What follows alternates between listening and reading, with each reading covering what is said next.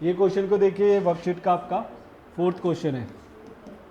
Let the point P on the focal cord. अब देखिए एक पैराबोला आपको दे रखा है y square equal to 16x। तो y square equal to 16x आपका पैराबोला ऐसा ही बनता है, राइट। 16 को 4a के इक्वल करके a का वैल्यू आप निकालेंगे 4। अब कहता है P जो पॉइंट है फोकल कॉर्ड पे उसकी वैल्यू दे रखी है 1 - 4। अब 1 - 4 कहाँ होगा, x पॉजिटिव है y नेगेटिव,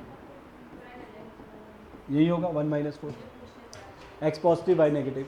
और ये फोकल कॉर्ड है ऐसे ये।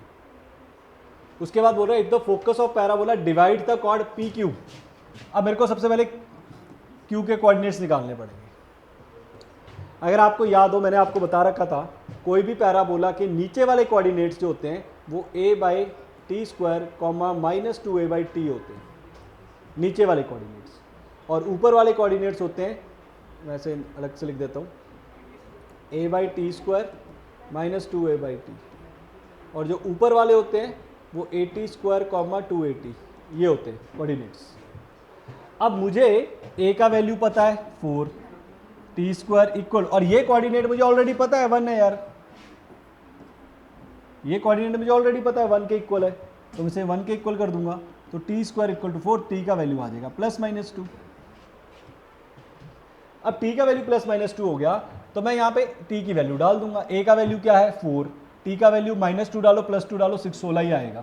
मतलब a 4, t का वैल्यू 2 का स्क्वायर 4 × 4 16।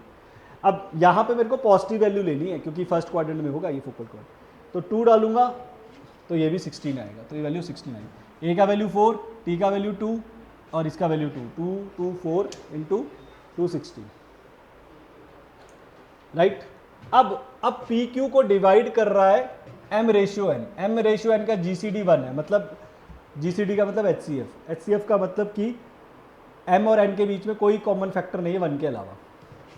अब हम क्या करते हैं, देखो p को ऐसे लिखा मैंने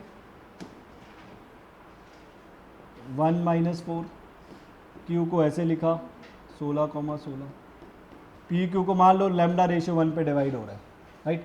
कौन डिवाइड कर रहा है, फोकस। फोकस क्या होगा 4,0, याद है फोकस होता है a, 0, तो ये हो गया 4,0।